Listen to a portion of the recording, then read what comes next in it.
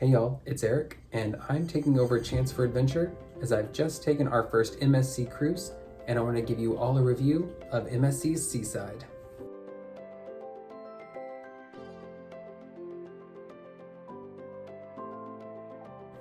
Now, before getting on board, I actually took part in MSC's Cruise Status Match program.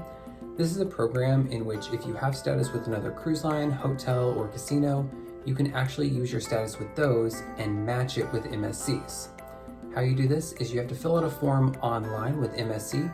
All they need is your current trip you're taking with MSC, as well as your card or information of whatever status you're trying to match it with. For me, I have Royal Caribbean's Crown and Anchor Society, so I submitted that information with my cruise information, and in 48 hours, I get an email saying that I had been bumped up to a silver status with MSC.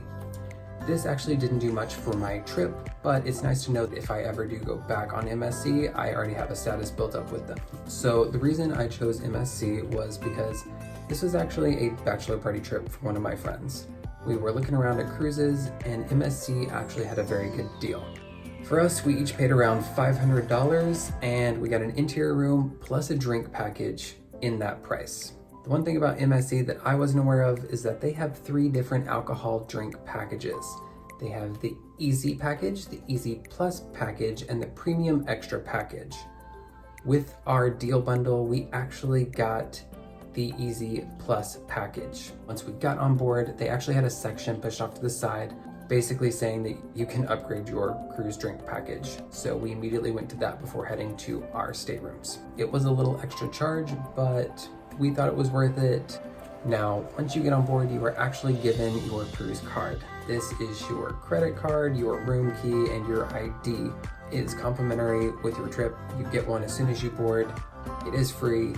However, MSC does have a band that you can purchase, and I did end up purchasing the band, and the price depends on how many people are in your stateroom. The more people you have in your stateroom, the less per band it is, but everyone in the stateroom has to purchase it.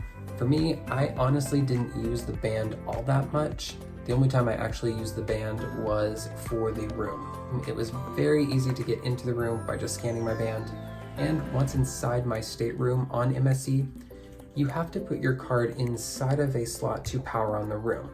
The one time that this actually came in handy tremendously was when me and my cabin mate actually went back to get ready. I got ready first, and then I wanted a drink, but my cruise card was actually the one left inside of the wall. So if I were to remove my card to go get a drink at a close bar, it would actually power off the entire room, including the bathroom which they were in. So my band came in handy that one time, and I left the stateroom with my card in it, went and got a drink, came back. As for the room itself, it was very modern and had plenty of space. As for the ship, the main atrium was very modern with a heavy use of black and white. They also had Swarovski crystal staircases, which I thought was really cool. My favorite part of the whole entire ship had to be the back of the boat. This is what a lot of MSC uses in their advertisement, showing that big long building. Those are actually glass elevators that gives you a great shot of the ocean, as well as the adult pools back here. And at the very top, there is a glass bridge that you can actually walk out on.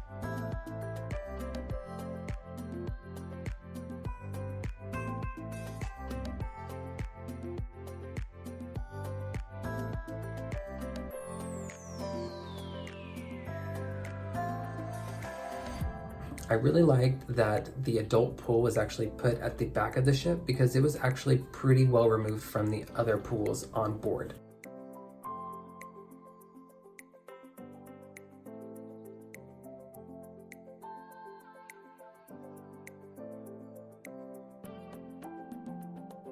But if you're looking for something for the rest of the family, there is plenty of activities all over. There is water slides, which don't cost anything extra, but you do have to fill out a waiver and get a band. There's also zip lining, bowling, and a Formula One simulator.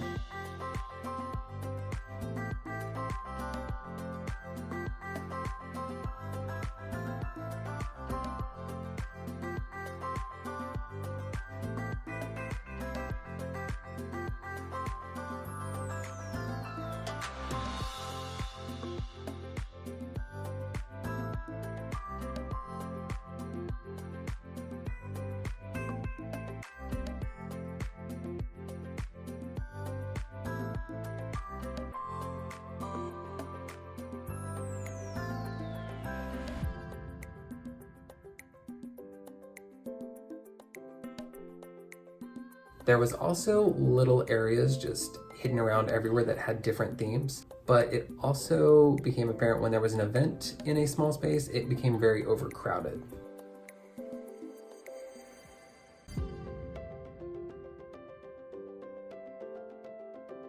One of which was the DJ After Hours set.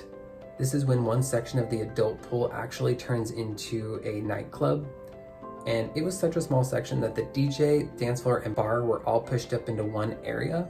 Other areas that got really overcrowded was the sports bar. It was very overcrowded and there was no ambiance being pumped through any of the speakers. So the game wasn't being pumped through, music wasn't being pumped through. Another area that was lacking ambiance was the main pool. Most of the time on cruises, the main pool always has music going, always has that party vibe. So for this one, they did have music, but it was kind of pushed off a little far away, that it didn't really travel to the main pool area.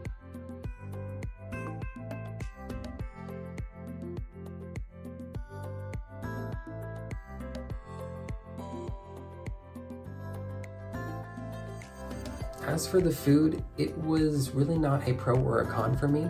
We only really used the buffet and the main dining hall.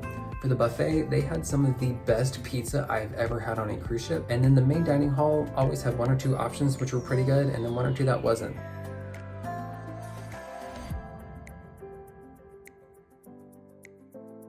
As for our trip, we actually went on May 25th, 2023. Our weather was pretty good. We had one little storm on our pool day at sea. It rained for about 20 minutes. And on the very last day coming back into port, we did hit a little bit of swells in the ocean. No one got severely sick, but you could definitely feel it a little bit.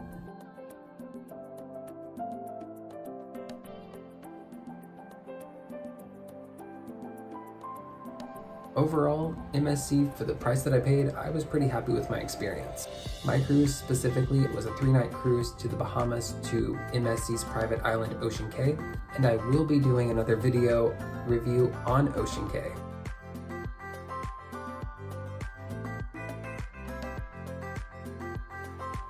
Please like, follow, and subscribe. Leave us a comment of what you want to see or if you have any questions, and I will see you all in another takeover.